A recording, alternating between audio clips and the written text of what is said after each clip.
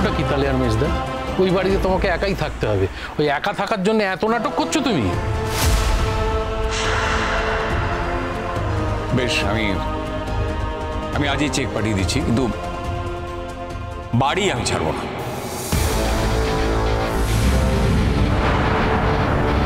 বাড়ি তো আপনাকে ছাড়তেই হবে, ও বাড়িতে আপনি থাকতে পারবেন না। চ্যালেঞ্জ করছো? এত বছর ধরে বাড়িতে আছি, তুমি কোর্টে প্রমাণ করতে পারবে যে ওই বাড়িটা আমার নয়? সব ব্যাপারটা এত সোজা নয়।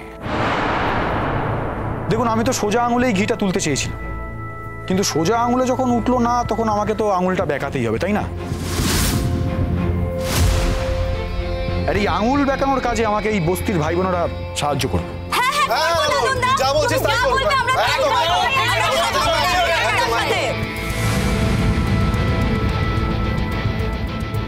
তুমি কি ভয় দেখাচ্ছ নাকি আমাকে? ভয় দেখাচ্ছি না, এটাই ঘটনা। এখানকার লোকেরা এটাই করবে। আমরা বস্তিতে থাকি বলে আমাদের দিকে তাকিয়ে দেখতে আপনাদের ঘেন্না হয়, অথচ সেই আপনাদের জন্যই আমাদের বস্তিতে থাকতে বাধ্য হই। দুটো তো একসঙ্গে হতে পারে না, যে কোনো একটা রাস্তা আপনাকে বেছে নিতে হবে।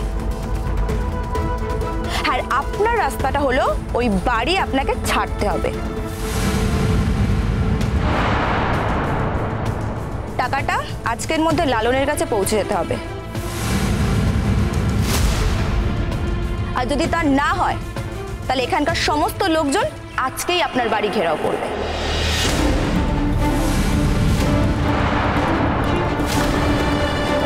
এই কথাটা মনে রাখবে।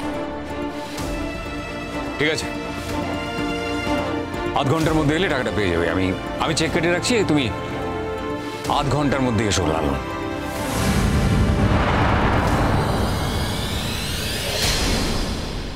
বাবা, যা হবে আমার চোখের সামনে হবে, আমার সামনে তোমাকে টাকাটা দিতে হবে। আমি নিজে লালনকে নিয়ে যাব। তুমি টেনশন করো না বাচ্চা, টাকাটা ওনাকে দিতেই হবে, কারণ টাকাটা না দিলে উনিই ফাঁসবেন। আর উনি যেহেতু আউট অফ কোর্ট এখানে সেটেলমেন্ট করতে এসেছেন, এখানে যদি না হয় ওনার সাথে কোর্টে তো আমার দেখা হবেই।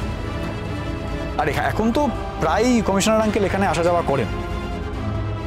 দেখুন না, কেসটা কোর্টে যাতে না যায় ওই জন্য উকিল সাহেব স্বয়ং চলে এসেছেন এখানে। ভেবে দেখুন, সারা জীবন আপনি জেলে থাকবেন, নাকি যাদের টাকা নিয়ে আপনি ফুটানি মারছেন তাদেরকে তাদের টাকাটা ফেরত দেবেন?